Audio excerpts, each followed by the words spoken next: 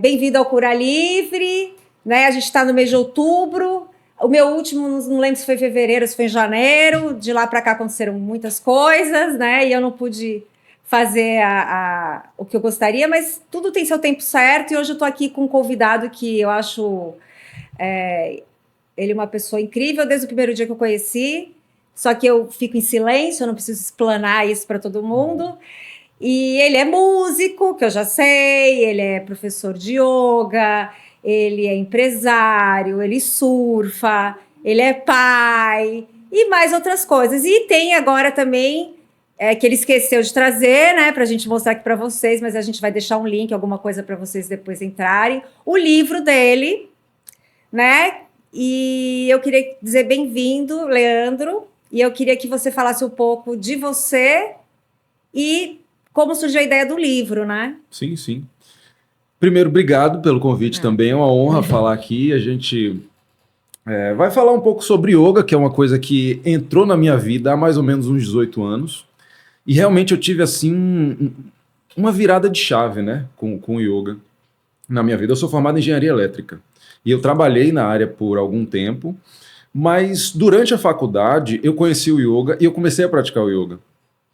E de lá até hoje eu nunca parei, né? Assim, o yoga, em sua essência, porque quando a gente fala yoga, muitas pessoas atrelam as posturas, né? Isso. Então, eu sou um praticante de postura porque eu faço yoga. Isso. Não necessariamente. O yoga tem um leque de técnicas, um leque de formas de você praticar, né? Que... Na verdade, o yoga é um método, é um estilo de vida, é um método, né? Que acolhe várias coisas, inclusive as posturas. Sim, sim. Né?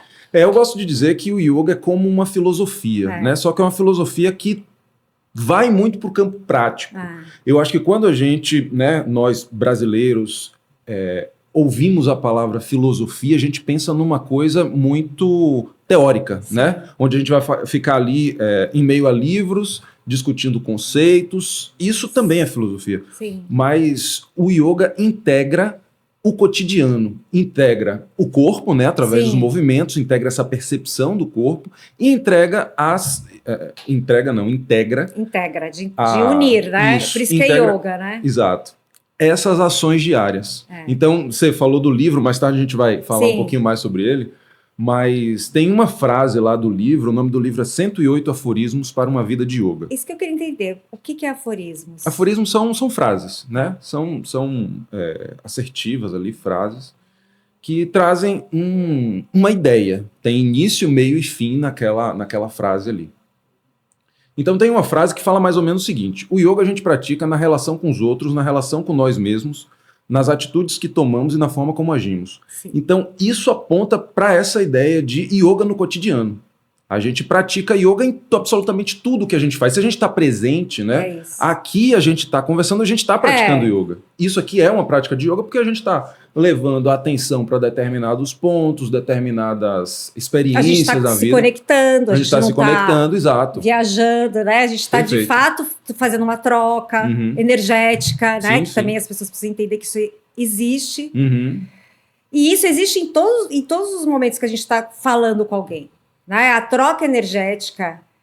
Por isso que, às vezes, quando você fala com alguém ou entra num ambiente e não se sente confortável, a troca energética daquele ambiente com aquela pessoa está desconectado de você como essência. Sim. Não é que a pessoa é ruim ou má, não. É a sua essência que não está ali cabendo junto do universo dele. Mas eu já te interrompi, então você volta, desculpa. Nada. Eu estava falando da frase. Da frase, mas antes da frase eu estava falando da minha prática de yoga de 18 anos. Que eu falo, nunca parei de praticar yoga. Em alguns momentos eu parei de praticar postura, em alguns momentos eu parei de praticar respiratórios, parei de praticar meditação, que são, a gente pode dizer que são técnicas, né? Existe a técnica meditativa, existe a atitude meditativa.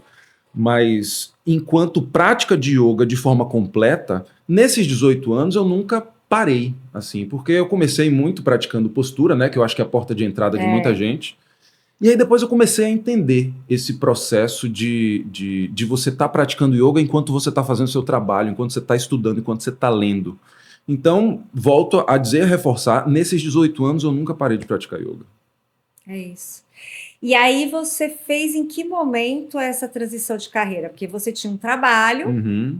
você tem um filho, você já Sim. tinha filho quando você fez a transição? Já. Você tinha que pagar as despesas do menino, né? Sim, sim. Que não são fáceis, né? Uhum. E aí, essa coragem de falar, vou fazer uma transição de carreira. E a gente sabe que o mundo, para quem escolhe principalmente essa linha mais espiritual, mais integrativa, é difícil. Uhum. Porque existe também a questão do autoconhecimento, né? Do desapego, né? De algumas coisas, né? Não é se desapegar de se cuidar, mas assim, tem coisas que você de fato vai ter que se desapegar. Sim. Porque ninguém, a não ser que você seja filhinho de papai ou seja um milionário que tem dinheiro guardado no banco, e daí você pode fazer uma transição de carreira e continuar com uma vida bela, Uhum. né? Então, assim, eu queria saber em que momento aconteceu isso. Qual foi o start? Qual foi o insight que falou assim, Leandro, agora está na hora de você mudar seu caminho? Olha, eu não sei se teve um insight, né? Quando eu conheci o yoga, eu estava no meio da faculdade de engenharia, eu lembro que num dos primeiros relaxamentos que eu estava fazendo lá, eu pensei assim, cara, todo mundo deveria praticar yoga. Cara, por que o yoga não é conhecido por todo mundo, né? Então, naquele momento, eu já senti o yoga na minha vida ali de uma forma diferente, né? Diferente, eu nadei muito tempo, eu competia na natação, eu já fiz jiu-jitsu, adoro jiu-jitsu também, adoro surf, mas quando eu conheci o yoga, foi diferente, sabe? Então, eu acho que esses insights, esse processo de ter coragem, foi desde esse momento, que, sei lá, tem 17, 18 anos, até o momento que eu fiz essa transição, né? Foram várias coisas que foram acontecendo. Os empurrões, né? Tipo, os tapão para ver se você se mexe, né? Isso. Coisas no próprio trabalho. E assim, muitas pessoas acham que eu deixei o trabalho como engenheiro porque eu estava muito estressado daquilo ali, porque eu estava muito sobrecarregado. Não, o tempo que eu vivi trabalhando como engenheiro foi fundamental na minha vida, na minha formação enquanto ser humano. Mas tinha alguma coisa que... daquelas coisas que a gente não consegue explicar direito com palavras, mas uma força, um entendimento que dizia, cara, seu lugar não é aqui na engenharia. Seu lugar é em outro lugar. E isso pulsava lá dentro desse ambiente do yoga. E quanto mais a gente mergulha naquilo que faz sentido, mais essa clareza vem. E eu tenho mergulhado cada dia mais, né? E eu não sei se esse processo de mergulho termina. Não, acho que não. Não termina. E a gente vai mergulhando e a coisa vai ficando mais clara.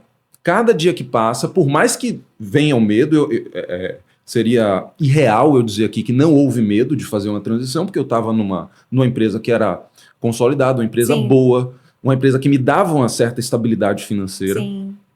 Uma empresa que não era...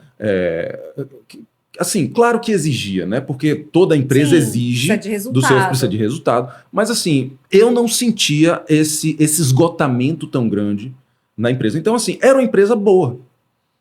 Mas aquele propósito lá dentro não tinha ressonância com o que eu fazia na engenharia. E aí eu comecei a mergulhar no yoga e ver que é realmente isso. Isso faz sentido, né? Continuar nesse caminho faz sentido. Entendi.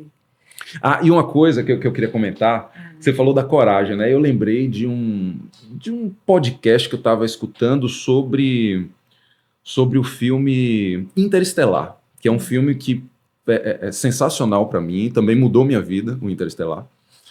Não sei se eu assisti, eu vou procurar. Procure, é excelente. Então, a pessoa que estava ali falando no podcast estava falando que a coragem é como se nós aqui do presente, né, estivéssemos entrando em contato com uma versão nossa do futuro. Então, assim, o processo de ter coragem é eu parar, né, contemplar e visualizar, de repente, um Léo lá no futuro, que é professor de yoga, que tem estabilidade financeira, que tem recursos para fazer aquele trabalho, né? Porque você falou do ponto de vista financeiro. Sim. Isso é importante. Sim. A gente precisa pagar a escola do filho, a gente precisa colocar comida no prato. Sim. Então a gente tem que fazer uma transição dessa pensando nessa base. Claro que o propósito é importante, Mas a gente, não, é só o propósito e eu não vou, Até porque para não você vou cuidar das botar o estruturas. propósito em prática, você precisa ter condições para isso, financeiras. Senão você nem vai conseguir pensar, você não vai conseguir nem relaxar, você não vai conseguir. Ou você vai ter alguém te patrocinando para você só ficar lá, ou não, Sim. né? Vai. Sim. E aí é isso. Essa visualização mesmo, né? Uma imaginação de que existe uma possibilidade e a gente dá as mãos para essa possibilidade lá no futuro, né? Isso traz coragem para a gente. Claro que essa coragem é o que impulsiona também a gente tomar essas decisões mais práticas. Tá, eu vou fazer essa transição de carreira, então eu preciso juntar uma quantidade X de dinheiro, porque eu vou ficar, sei lá, 1 ano, 2 anos trabalhando sem ganhar nada, né? Se você vai fazer essa virada de carreira, né, essa transição de carreira, em situações normais, né? Desde que você não seja patrocinado e você tenha que cuidar ali dos seus recursos, e precisa existir esse planejamento, porque é impossível você começar um negócio do zero e já no dia seguinte você começar a ter retorno financeiro. É a semente, né? É a semente. E essa semente, normalmente, essas sementes mais peculiares, que eu costumo dizer, que são as sementes, né, que tem um propósito, que tem um fundamento, né, aquela coisa ao léu, ela precisa de um solo fértil. E nem sempre a gente acerta no solo de primeira, né? Primeira. E aí vem aquilo que a gente estava conversando, assim, o não desistir. Porque é frustrante, muitas vezes, se você cria expectativa. Mas se você não cria expectativa, você só faz porque, de fato, você acredita que você está no caminho certo e que tudo bem se 2 pessoas verem ou 2 milhões de pessoas verem. Lógico que a ideia é atingir pessoas, mas não importa. As coisas vão fluindo. Parece que o universo ele vai te dando, quando você está no caminho certo, quando você quando você de fato está fazendo aquilo que é para ser feito, parece que o universo ele vai te apoiando, assim, né? Então, tipo assim, você não está esbanjando, não está tudo, mas também não falta. Sim. Né? Sim. Também sempre dá um jeito, sempre aparece uma luz no fim do túnel, né? Então, e é isso que faz. Agora, para que isso seja de fato entendido, você tem que estar em estado de yogi, que é atenção plena. Né? Então, você tem que estar atento a tudo que acontece na sua volta o tempo todo. Sim. Então, são insights, são pessoas que aparecem, são coincidências que acontecem, são situações que até o último momento você acha que não vai dar conta, e aí surge uma solução, ou é uma pessoa, um dinheiro que entra que você nem imaginava que ia. Entendeu? Então, assim, mas para isso você tem que estar, de fato, alerta, de fato, você tem que estar presente. Eu costumo dizer assim, quando a gente está... Nós não somos seres para vivermos fragmentados, né? Então, assim, a gente não pode pensar em algo, falar outra coisa e agir de forma diferente. Você está fragmentado, né? Então, se você pensa... Normalmente, o que você pensa é aquilo que você é. Isso, é alinhar pensamento, palavra e ação, né? Quando você está unido tudo isso, né? Que é corpo, mente e alma, que é o falar, tal, lá, você começa a fazer parte de um plano maior que o seu, um plano divino. Você é chamado. Aí eles falam, opa, o Leandro e a Márcia acordaram. Peraí que aí tem as derrapadas, que a gente sai de novo do nosso divino e vai para o mundano e acaba se perdendo. Aí você se resgata de novo. E isso que você falou, que acho que não tem fim, não, isso nunca vai ter fim, né? Eu tô com 51 anos, fiz agora em setembro, tenho 3 filhos, já sou avó, tenho várias vivências, né? Então, assim, e nunca acaba. E eu me sinto uma criança perto de tantos conhecimentos que existem aí. Eu tenho uma fome de conhecimento. Sim. Eu tenho uma vontade de saber de coisas. Só que eu entendo que não dá para ter tudo e não dá para saber de tudo, senão você fica maluco. Sim. Ou você fica supérfluo, porque você tem um monte de conhecimento, mas você não põe nada em prática. Então, eu decidi saber menos, ficar pesquisando menos e botar em prática aquilo que eu já comecei, de alguma forma já aprendi. Sim. Porque porque eu costumo dizer assim, é como se fosse uma biblioteca Eu me vejo como uma biblioteca cheia de traça. Porque você não põe pra... Pega um livrinho lá e faz, né, o processo. Acabou, pega o outro, né? E eu acredito em várias vidas, então não tem só essa, né? Então tem outras. O hinduísmo também acredita em várias vidas, né? Sim. E eu queria saber como é isso pra você. Assim, você que signo? Eu sou aquário. Ah, aquário é ótimo, porque aquário, ó... Aquário vê lá na frente, né? Tem uma visão diferenciada, futura. Agora sim, não tem muita paciência com. Se eu estiver errado, você me corrige, né? Com coisas que não agregam nada, né? Sim. Com burrice, né?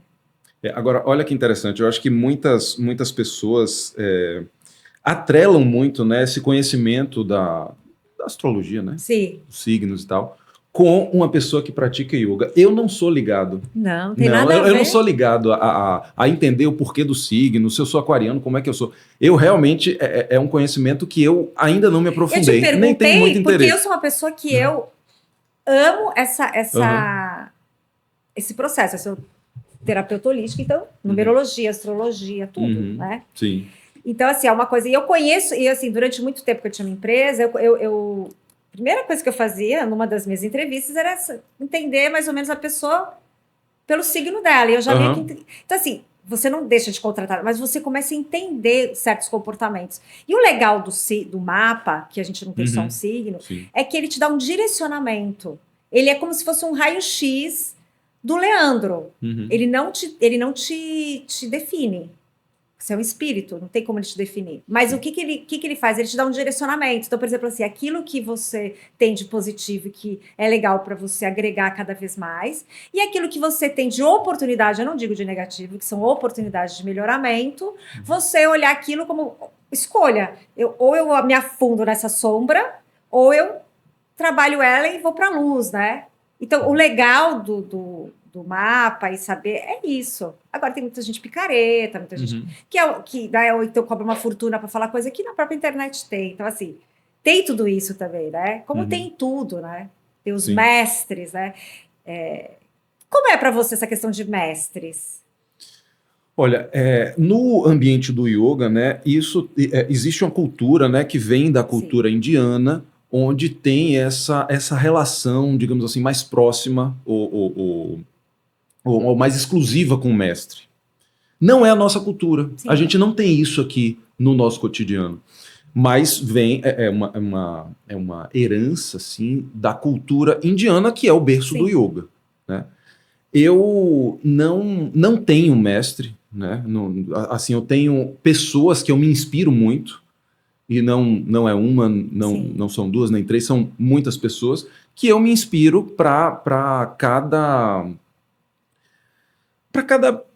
processo, assim, por exemplo, no meu trabalho tinha uma pessoa que era um engenheiro fantástico, então aquele cara lá no meu trabalho era meu mestre, né? No yoga tem um professor, o professor com quem eu mais estudei, que é o professor Pedro Kupfer, que eu tenho como mestre uma referência, uma inspiração para eu fazer meu trabalho como professor de yoga, um trabalho bem feito. Sim. Como músico, então tem instrumentistas que eu gosto, tem cantores que eu enxergo ali como mestre, eu procuro tirar as músicas daquele artista para me inspirar. Então, para cada área da vida, para mim, eu tenho um mestre. E eu te perguntei isso porque tem aquela coisa da idolatria, né? Você idolatrar um ser humano, e esse ser humano permitir que você idolatre ele, que eu acho que é pior, né? Porque, assim, uma coisa é a pessoa idolatrar, outra coisa é o outro que ser idolatrado e vendo que não é legal e permite, né? Isso porque é o ego, né? E eu te perguntei isso porque você é professor e muitas vezes algumas alunas ou alunos, eles podem se dirigir a você com uma certa idolatria. Sim. E como que você reage a isso? Tipo, quando você percebe que já está passando um pouco do limite, tipo, a pessoa não faz nada se não for, não sei, se não fez não sei o que lá, não, sabe, não dá um caminho. É uma responsabilidade muito grande, eu acho, e um peso que eu, por exemplo, nunca gostaria de carregar nas minhas costas. Sim. Né? Eu gosto muito de deixar claro, né, enquanto professor ali, quando eu estou na frente de uma turma e tal, Deixar claro que eu sou igual, né? Eu não tô num degrau acima, eu tenho meus desafios, e durante as práticas, né, durante as conversas que eu tenho com meus alunos, com minhas alunas, eu faço questão, não escondo os desafios que eu tenho, as dúvidas que eu tenho, os tropeços que eu dei, os erros que eu cometi. Então, assim, tudo isso com o objetivo de dizer, você errou lá atrás, mas eu também erro. Sim. Você está com dúvidas aqui, mas eu também tenho. Talvez essa dúvida que você tem eu possa te ajudar, porque eu já passei Sim. por isso, né? E talvez eu tenha uma dúvida, uma questão em outros setores que talvez você possa me ajudar. Então a gente uma troca. É uma troca, né? Enquanto professor de yoga, eu entendo que eu sei de conduzir determinadas técnicas que vão produzir, né? que vão conduzir a certos resultados. E isso me legitima ali enquanto professor de yoga. Mas enquanto ser humano, eu sou igual. E eu gosto de deixar isso muito claro. E assim, eu pelo menos nunca percebi alguém que se dirige a mim com me colocando nesse pedestal. Porque sempre que eu estou conduzindo as práticas, né, sempre nos meus conteúdos, nas minhas falas, eu trago essa carga de dizer, eu sou como você. E quando alguém vem, eu faço questão de reforçar isso. Mas você sente, né? Sinto. Né? E mudando de saco para mala, né? Eu vi que você vai fazer um retiro, né? Sim. E como vai ser esse retiro? Aonde que surgiu a ideia de fazer o retiro? Por quê? Né? Me fala um pouco. Eu também gosto muito de falar que o yoga a gente pratica no cotidiano, como aquela frase que eu comecei falando. Mas o cotidiano, às vezes, deixa a gente exausto, né? A rotina é importante, a repetição é importante. A gente estava falando agora há pouco da repetição do desapego, né? Sim. Se a gente quer construir alguma coisa, quer ter um resultado, é importante a gente ter a atitude de esforço e desapego com relação aos resultados. Fazer o que tem que ser feito. E não esperar nada. Mas assim, esse processo, né, diário de trabalho chega um ponto que é exaustivo. E a gente precisa das pausas. A gente precisa, semanalmente, a gente precisa de uma pausa, pelo menos um domingo, um descanso de domingo. Depois de, 6 meses, 1 ano de trabalho, por que não pensar em uma semana de pausa? Né? Uma semana de férias para você, né, ter essas pausas. Às vezes pausas pequenas, às vezes pausas grandes. A pausa mais fundamental da nossa vida, que chegou um aluno que falou que por muito tempo na vida ele negligenciou muito o sono. Ele não dava importância para dormir. Então ele se exaltava porque ele conseguia ficar 24 horas acordado, 48 horas acordado. Meu Deus. E ele fazia isso com muita frequência. E hoje ele entende a importância do sono, né? A importância de você ter um sono que seja restaurador, que seja de qualidade, uma vez no dia, né? Aí tem gente que se sente satisfeito com 8 horas de sono, tem gente que se sente satisfeito com 6, com 7. Enfim, cada pessoa tem ali um funcionamento, mas isso precisa ser respeitado. Então eu estou falando isso tudo, né, para falar das pausas e para falar também da importância de quem puder ter um momento de retiro. Sim. A gente está num processo de autoconhecimento. O yoga é um processo de autoconhecimento. E ali, depois de um dia de trabalho, no dia a dia, a gente tem uma janela de 1 hora onde a gente pratica, depois a gente vai cuidar das coisas e está nessa rotina. Pelo menos uma vez por ano, como eu falei, né, uma vez a cada 2 anos, por que não ir para um lugar próximo à natureza, que o contato com a natureza também, isso já tem estudos que mostram isso, como é importante o contato com a natureza, né, o contato com a terra, o contato com uma cachoeira, com uma praia, você andar na areia da praia. Não, então, e a gente ainda é privilegiado, que a gente mora num lugar que a gente tem acesso a isso. Sim. Mas e quem mora urbano mesmo, né? Sim. Então... a gente poder ter um momento de retiro onde a gente vai estar em meio à natureza, onde a gente vai estar, vai poder estar mais imerso na prática, né? A gente, lá no meu estúdio, as práticas são de 1 hora, né? 50 minutos, 1 hora, 1h10. Mas no retiro a gente pode fazer uma prática de 2 horas, uma prática onde a gente faça um relaxamento mais extenso, né? Uma meditação mais extensa. Sem se preocupar com o final, né? Isso. E depois daquela meditação a gente possa ter trocas ali, né? Porque esse livro, né, Os 108 Aforismos para uma Vida de Yoga, é composto de 108 frases que vieram através de insights para mim, durante as minhas práticas, durante as minhas meditações. Então, isso acontece com todo mundo. Quanto mais a gente mergulha nesse trabalho meditativo, mais a gente abre as portas para isso, a perceber essas coisas. E se a gente está num retiro e vem um insight, a gente tem espaço para no fim da aula trocar, né, com a turma, se isso for uma coisa que faz sentido, para muita gente faz sentido. E qual é o número de pessoas máximas que você vai ou não tem? Na pousada que a gente vai ficar, que é a Terras do Poente, lá no Vale do Capão, a gente tem um limite de 25 pessoas. Então são até 25 vagas. Isso, até 25 vagas. E é quando?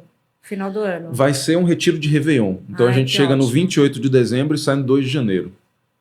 Então a gente vai ficar ali imerso nas práticas, mas também existe uma cultura no local, né? Tem a vila, tem a feira de lá, tem as atividades que acontecem, e o meu objetivo também, enquanto condutor do retiro, né, não é confinar as pessoas lá na pousada para a gente ficar só fazendo as práticas. A gente vai ter um momento de prática e vai ter um momento de ir para uma trilha, de ir para a vila.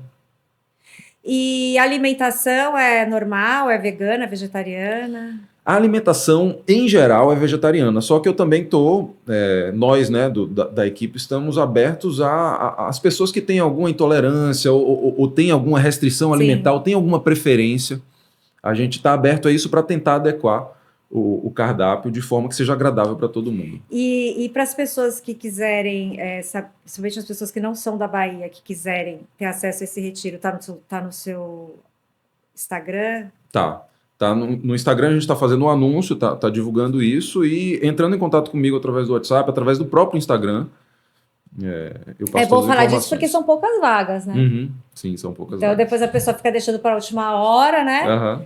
E aí não dá. E eu queria saber também a questão da música, né? Você toca o quê? Violão, guitarra? Eu comecei aprendendo violão em casa. Tinha um violão lá, eu comprei aquelas revistinhas de cifra, né, que vem a letra da música e vem ali os símbolos que correspondem aos acordes. E aí eu fiquei, né, nesse processo, né, de repetição e desapego, tentando, até que eu aprendi a arranhar ali no violão. Mas antes disso, é difícil aprender sozinho. Mas eu já tinha uma base de música, porque meu pai, ele sempre incentivou a música para mim e para meus irmãos. E ele escutava muito música clássica. E eu ficava, né, encantado com aquilo ali. E eu ficava encantado com o som no violino. E ele disse, pai, eu quero aprender a tocar violino.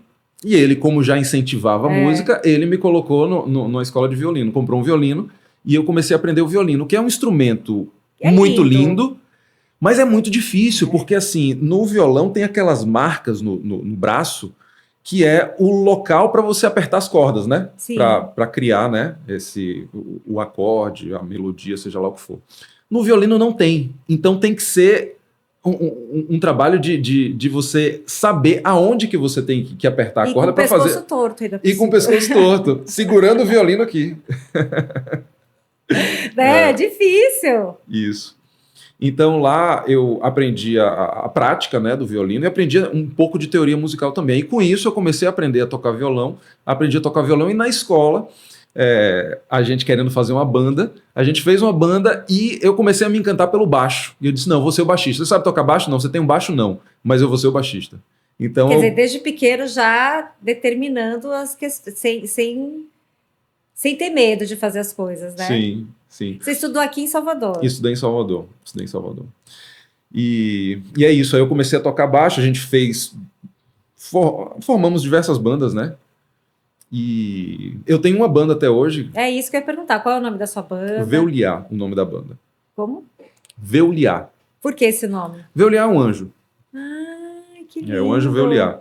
Só que assim, a banda é uma banda de death metal. Sim. Sabe? É uma banda de metal com gutural.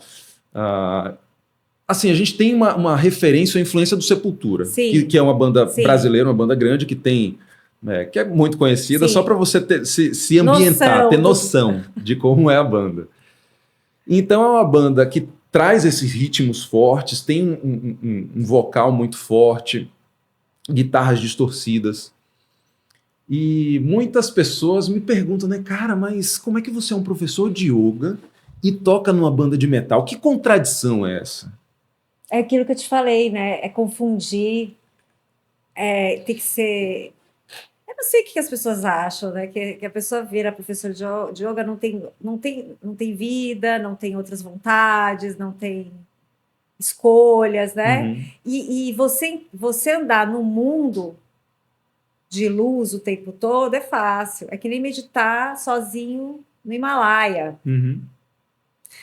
Você andar num caminho correto, ter pensamentos positivos, ter atitudes corretas, viver num estado de yoga pleno, num caminho que te dá várias oportunidades, seja elas boas ou não tão boas, é mais difícil, Sim, né? sim. E aí você responde o quê quando a pessoa te pergunta isso? Pergunta o quê? Como é que você, como professor de yoga, E pode. toca numa banda de metal. É, é, Eu falo o seguinte, o som de uma banda, de uma música, né, de rock, de metal, leva para um contato assim com uma raiva, né, com a expressão de raiva, de uma expressão mesmo sim, forte de raiva. E normalmente a raiva não está atrelada ao yoga. Não, se sim. você pratica yoga, você não sente raiva. Eu estou falando aqui Isso. uma É o que as pessoas caricatura. acham, Eu estou né? Você fazendo não uma sente caricatura. raiva, você é um santo. Isso. Então você pratica yoga, você não sente raiva. Mas não, a gente, quanto mais aprofundamos, né, no caminho do yoga, mais a gente entende que a vida é composta de altos e Sim, baixos. as E é sombras, né? saudável a gente viver momentos de alegria, momentos de tristeza, momentos de raiva, momentos de melancolia. Então, viver, né, através desse fluxo é saudável. O que não é saudável é a gente viver o tempo No todo triste, mesmo, é. o tempo todo alegre. Isso também é patológico, né? Sim, A pessoa que fica feliz, não, tô feliz o tempo todo, tô sempre feliz. Tem alguma coisa errada, ou a pessoa está mentindo, sim. ou a pessoa tem alguma patologia. Então, se a gente entende que é saudável, que é benéfico, faz parte da vida os momentos de raiva, e o metal como essa expressão de raiva, né? Então isso está dentro do yoga, Sim. porque está dentro de um processo de percepção. Poxa, eu sinto raiva, o que é que eu vou fazer com essa raiva aqui? Eu vou sair batendo em Vou todo mundo? tocar. Não, né? Então, quando a gente se dá conta disso, a gente consegue canalizar de uma maneira mais inteligente. Quando a gente nega demais um sentimento, né? Quando a gente nega demais uma raiva, a gente acaba explodindo de uma forma que a gente certamente vai se arrepender depois.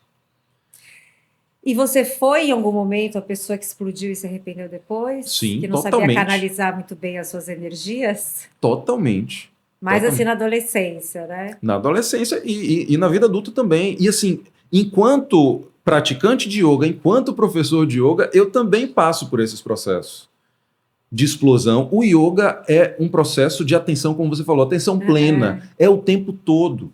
Você sabe que durante um tempo, assim, eu me senti meio sabotadora, tipo, a gente fala síndrome como é que Do é? Do impostor. impostor, que eu, tipo, falo, cara, assim, eu tenho tantos defeitos, eu tenho tantos sentimentos que não são, assim, puros, né? E, ao mesmo tempo, tem pessoas que me veem, acham que eu faço yoga, porque eu medito, porque eu sou terapeuta, porque eu acendo incenso, porque eu rezo, sei lá, por conta de tantas coisas que eu faço, eu não. E bem pelo contrário, né? Justamente a gente vai em busca de tantas ferramentas para trabalhar as nossas sombras. Sim, sim, somos compostos, né, de É. luz e de sombra, e eu acho que E eu faz entendi isso e parei parte de me cobrar tanto, entendeu? isso. Faz parte, né, a gente reconhecer que somos sombra também. Somos luz e somos sombra. Nos momentos sombrios, o que é que eu posso fazer para lidar com Minimizar. aquilo ali, minimizar ou sair daquilo ali? Mas para você saber o que fazer no momento sombrio, primeiro você precisa reconhecer que você tem um E é momento, né, uma, vergonhoso, uma né, um parte pouco. A gente não sombria. pode negar que é vergonhoso. Sim, Você reconhecer que você não é perfeito, que você não é santo, que você, né? É vergonhoso. Quando você tem um pouquinho de consciência, é vergonhoso a gente reconhecer que a gente não é 100% bom. uhum, Mas é normal, senão a gente não estava aqui, sim, né? Se eu acredito que o propósito de uma encarnação é você evoluir. sim. Você por você. Não é você salvar ninguém, não é você salvar o planeta. Até porque isso é uma consequência. Porque se você se trata, se você se conhece de fato e vai trabalhando, você automaticamente isso vai reverberando ao seu redor. Então as pessoas vão se sentir melhor, o lugar onde você mora vai ficar um pouquinho melhor, Uhum. né? Então eu imagino mais ou menos assim. E eu ia te fazer mais uma pergunta aqui, que agora eu vou ter que colar aqui, peraí. Que a gente ia perguntar, né? Agora essa pergunta aqui é importante para a gente esclarecer, eu acho que é esclarecedor. Assim. Eu queria saber assim, se o yoga é para todos, né? E a parte da prática meditativa, né? Pode ser aplicada também em grupos com diversos tipos de pensamentos. Tipo assim, por exemplo, primeira pergunta: se o yoga é para todos? Uhum. Eu digo todos mesmo: tiozinho, a tiazinha, a menino, o menino. Engloba o oceano de pessoas. Sim. E a segunda pergunta que depois você vai responder, você pode responder na ordem que você quiser, eu não sei se eu vou conseguir me expressar. Se a prática meditativa em grupo, né? Ela funciona mesmo com pessoas com tão diferentes modos de pensar. Eu estou te falando isso porque, por exemplo, assim, existe a questão, por exemplo, da meditação guiada. Mas a gente sabe que pense agora que você está, sei lá onde. Porra, tem gente que vai pensar e vai estar lá, e tem gente que vai falar, puta, eu não consigo parar, eu não consigo chegar lá. São pessoas que pensam de formas diferentes. Então, como é para você esses grupos meditativos? Funcionam ou não funcionam? Eu vou começar pela primeira pergunta, né? Você perguntou se o yoga é para todos. E a resposta mais direta é que é para todos. E aí eu vou fazer referência a essa escritura que eu falei, né? Que é o Yoga Sutra. E o primeiro sutra fala agora o ensinamento do yoga. Agora o ensinamento do yoga. O yoga acontece agora. Então, yoga nada mais é do que uma forma de contemplarmos o que está acontecendo agora, né? O agora. Então, contemplar o agora é para todo mundo. Não tem, não. Eu não sou uma pessoa de contemplar o agora, não. Eu sou uma pessoa que vou viver só no futuro. É uma pessoa que vai cair num processo ansioso. Sim. Não, eu sou uma pessoa que vou viver só no passado. Provavelmente seja uma pessoa que caia num processo depressivo. Então o yoga e a gente vive esse pêndulo, né? A gente vive o pêndulo de ficar ansioso pelo que vai acontecer lá na frente e melancólico pelo que a gente deveria ter feito diferente no passado. A gente vive esse pêndulo e é importante a gente ter uma ferramenta que pare um pouquinho esse pêndulo, pelo menos por um instante, né? Pelo menos por um instante, agora acontece a vida. Então, eu acho que não é muito difícil a gente concluir que a importância disso é para todo mundo. A importância de trazer atenção para o momento presente é para todo mundo. E o yoga traz diversos caminhos para a gente construir isso, construir essa habilidade de voltar a atenção para o momento presente. É através do corpo, através dos asanas, é através da respiração, pranayamas, é através de um relaxamento, é através da meditação, da reflexão sobre uma determinada frase, como um aforismo do livro. Então, o meu objetivo é que a pessoa pegue ali uma frase, leia e entenda como é que isso reverberou aqui em mim. Quais memórias isso trouxe para mim?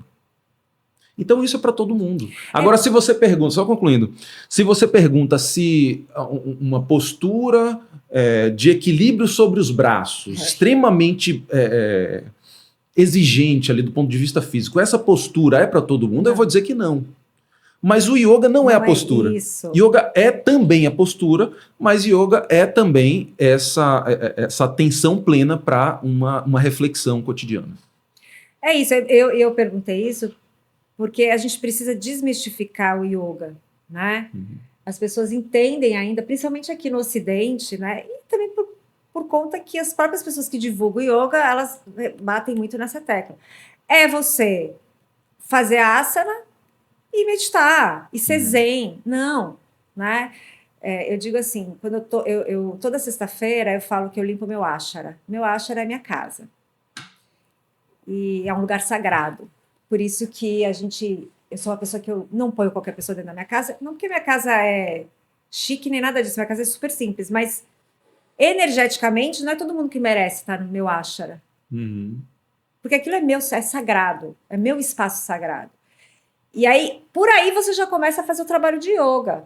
Quando você vai lavar uma louça, por exemplo, eu não estou lavando a louça pensando em não sei o quê, não, eu estou lavando a louça presente na louça. Então, estou vendo se está de fato ali, estou cuidando para ver se a água não está aberta sem necessidade.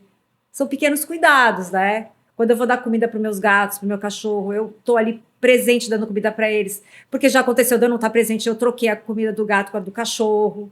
Entende? Uhum. Vou lavar roupa na máquina, não estou presente, eu coloco sabão no lugar do amaciante. Coloco água sanitária numa roupa escura que não era para botar, porque você não está presente. Então, o estado de yoga é isso. Às vezes você está dirigindo, você não está presente, você bate o carro. Exatamente. Né? E eu gosto muito de dar esse exemplo do lavar louça. Porque o lavar louça, em várias situações, é uma técnica meditativa muito potente, né? Você tá com raiva ali, Isso. você precisa despejar aquilo ali.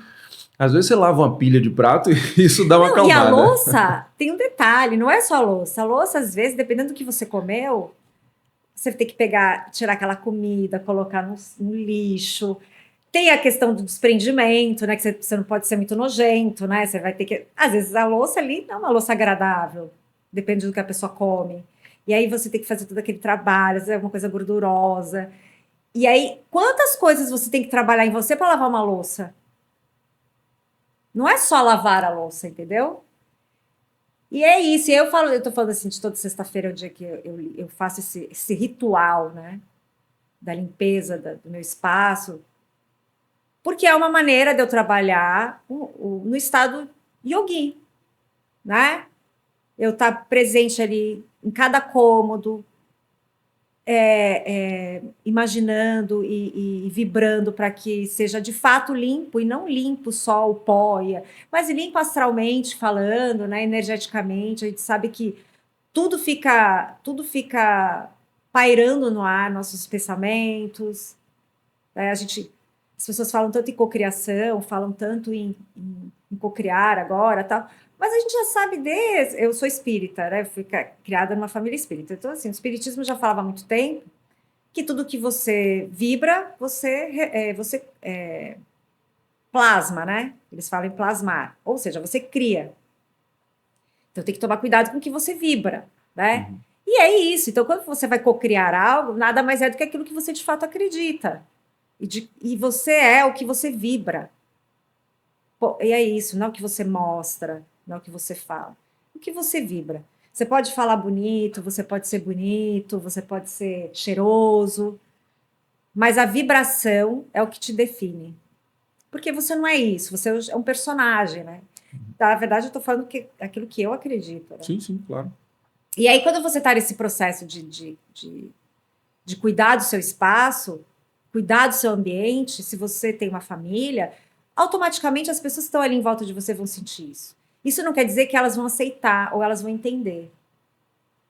Mas em algum momento, a semente que eu te falei foi plantada no coração das pessoas que estão perto de você e que você faz esse trabalho. Porque a semente, quando você joga ela no solo, você não pode obrigar que o solo seja fértil. A sua obrigação é a semente. Né? O resto é com a pessoa. Eu estava falando isso até ontem com meu ex-marido, ele falou assim, a nossa parte foi feita, né, com relação aos filhos.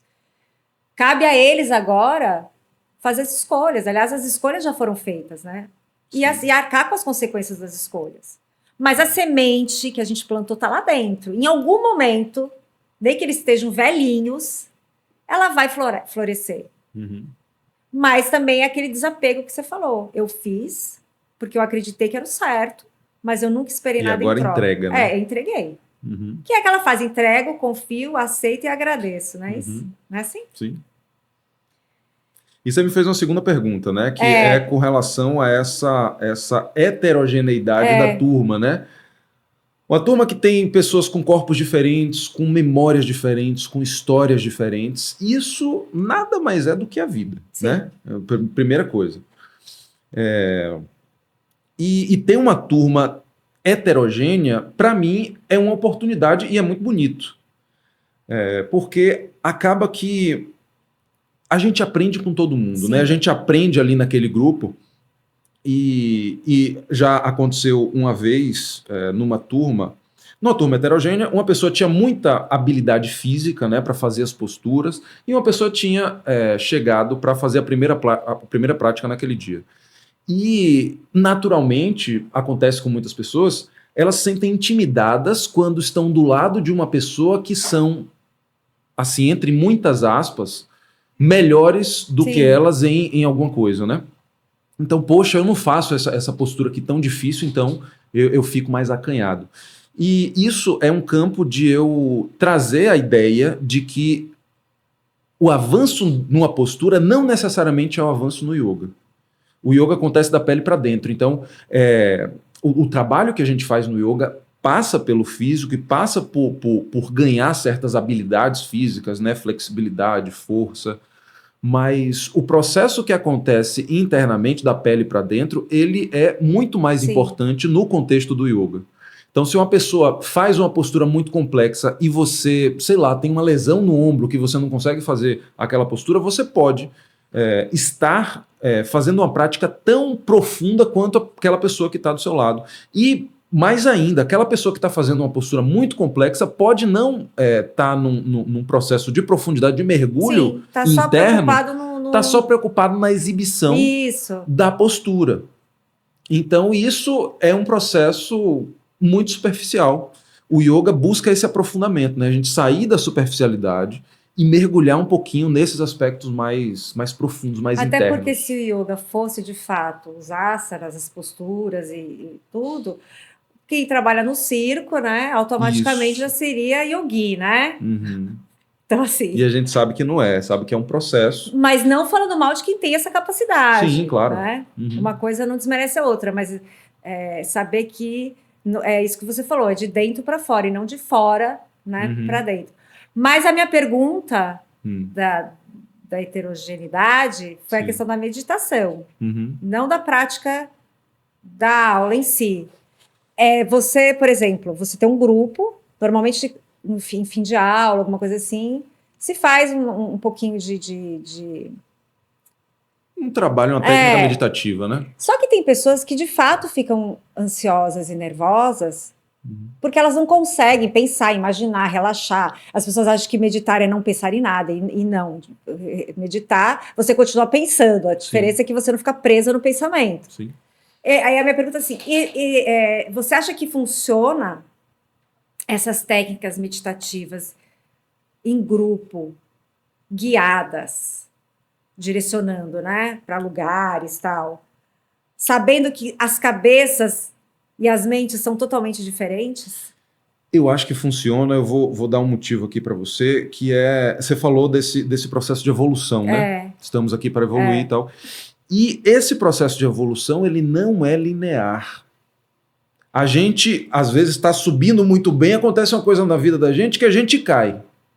E a gente volta para aquele marco zero ali, e depois a gente tem que subir tudo de novo, aí depois cai de novo. Então, assim, não é uma linha reta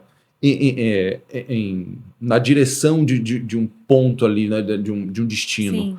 Mas é uma linha muito curva e, né, cheia de buracos e de curvas, enfim. Então, até aquela pessoa que está praticando por 20 anos, vai ter uma prática meditativa que não vai estar muito bem. E não vai conseguir. Então, dentro de uma turma, sempre vai ser heterogêneo. Se eu colocar um grupo de 10 meditadores consistentes ali, cada um daqueles 10 vai estar passando por um processo diferente. Eu estou te falando isso porque assim, é importante as pessoas que estão ouvindo, que elas também entendam que isso é normal. Sim. Né? Que, tipo, tudo bem se você está num processo e que você não consegue pensar que você está numa cachoeira com o pé no descalço e flutuando, porque tem gente que viaja e vai, tem gente que não, e fica ansioso porque não consegue.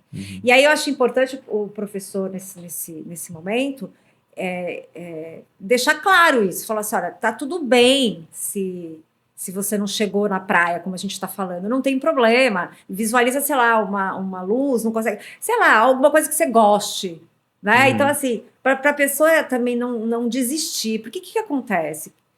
É um caminho, né? O caminho do autoconhecimento, o caminho espiritual, o caminho da evolução do ser humano, ele é árduo, ele não é fácil, é a porta estreita. Sim, sim. E aí, se você não tem alguém que fique ali falando, não desiste, continua, né? Seja alguém físico ou seja a sua própria consciência, é fácil desistir. E quando você desiste, aquele compromisso que você criou no etéreo, porque nada que a gente faz é de graça, nada do que a gente faz é sem querer, sempre tem uma turminha que está junto, mesmo que a gente não enxergue, junto com esse projeto, você cai num desânimo tão profundo que aquelas outras coisas que são cotidianas também não começam a não funcionar. Uhum. E aí é que eu falo que veio o dedo de Deus, que ele começa a te dar uns empurrões, uns tapão, né? Na carta do tarô tem uma carta que chama Torre.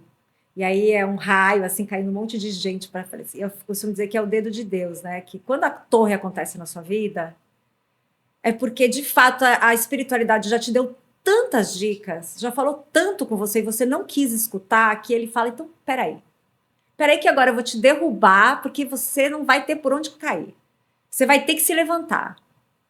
E, normalmente, quando isso acontece em todos os setores da sua vida junto, né? Eu tô te falando isso porque isso aconteceu comigo. Não é, ai, vou te derrubar aqui. Não, você te derruba mesmo, né? Uhum. E aí, cabe a você fazer o mundo girar. Ou você se joga na melancolia e aí morre, ou você fala, não, agora por mim eu vou ter que conseguir. E entender que isso são ajudas que vêm para nós. E tudo isso é bom. É difícil a gente achar que as coisas que são ruins são boas, mas elas são boas. E o yoga ensina isso. Sim. Pelo menos me ensinou isso. Sim, eu acho que todas as situações que acontecem na nossa vida, claro que a gente não pode negar que são boas ou ruins, prejudicam ou nos ajudam. Isso aí tem essa classificação, mas assim, todas as situações ensinam pra gente alguma coisa. Basta você querer ver. Isso. E não reclamar, não vitimizar. É um processo diário, constante, o tempo todo. Por isso que a gente tem que se olhar muito mais do que olhar para o outro. Entendeu? Sim. Às vezes, se você quer reclamar, reclame. Reclama, mas chuta a parede, né? Mas saiba que você ficar ruminando nisso não vai levar a lugar nenhum. Mas assim, honre também essa sua vontade de reclamar, de poxa, velho. Sim, né? de ficar chateado. Ficar chateado, e isso faz parte. Lógico, pois é aquilo que você falou, né? Uhum. E aí, pra gente pra finalizar aqui, eu queria saber o seguinte: você tem tudo começou, na verdade, com uma plataforma, Sim. ou não? Quando eu fiz a transição de carreira foi no meio da pandemia. Então, na pandemia, as coisas funcionavam mais online, né? Sim. Então, eu comecei com a plataforma online. Que chama? Guia Yoga. Plataforma Guia Yoga. Não, eu sei, mas eu tô falando pra você falar pra isso. E aí, depois que as coisas começaram a reabrir, eu comecei eu aluguei um espaço para colocar um estúdio físico. Eu acredito muito na ferramenta digital e sou um entusiasta, né, desses avanços. Eu acho que isso integra muito a nossa vida, agrega muito. Mas eu sou do presencial, sabe? O contato presencial tem um valor muito grande para mim. Então, eu direcionei minha energia para o estúdio físico. Só que começou com a plataforma que, inclusive, eu quero reativar. Eu vou reativar. E lá no seu estúdio, além das aulas, das práticas, não tem aqueles momentos... Como que chama no yoga, que me fala a memória agora? Os momentos de conversação, de troca. Satsangas. Isso, você não faz? Isso, a gente faz. Assim, não é muito regular. A gente tem várias atividades, né? Tem o yoga que a gente faz na praia, Sim. né? Que é um evento aberto que a gente faz lá na praia de Vilas do Atlântico. E tem os satsangas também. O yoga na praia é mais regular, Sim. É uma vez por mês. O satsanga, não. A gente marca quando tem algum... Por exemplo, o último que teve, eu falei com Natália, que é uma amiga minha, que é chefe de cozinha, a gente estava falando sobre a alimentação consciente. Então, sempre tem isso. Então tá, deixa eu ver se tem mais uma pergunta aqui. Você não vai me falar um pouco do seu livro? Pra gente finalizar? Que você falou que ia deixar por último? Como eu falei antes, né, o livro veio desses insights que eu fui tendo nas minhas práticas, nas minhas vivências, nos meus desafios, nos meus momentos de melancolia, nos meus momentos de alegria, de raiva. E isso vinha muito através de frases. Então eu registrava essas frases e ia deixando lá. E isso ia acontecendo. Isso fazia parte da minha prática de yoga por um tempo. Ultimamente eu até deixei de fazer isso, mas eu tenho muitas frases escritas e eu resolvi sistematizar isso num livro. E o número 108, né, são 108 aforismos para uma vida de yoga. O número 108 é um número bem simbólico para a cultura do yoga, então isso é uma forma de contextualizar e de honrar de onde o yoga vem. Eu acho que isso é muito importante. E, assim, o número 108 tem várias simbologias, e uma simbologia que eu acho bem interessante, assim, é com relação à distância do Sol para a Terra e da Lua para a Terra.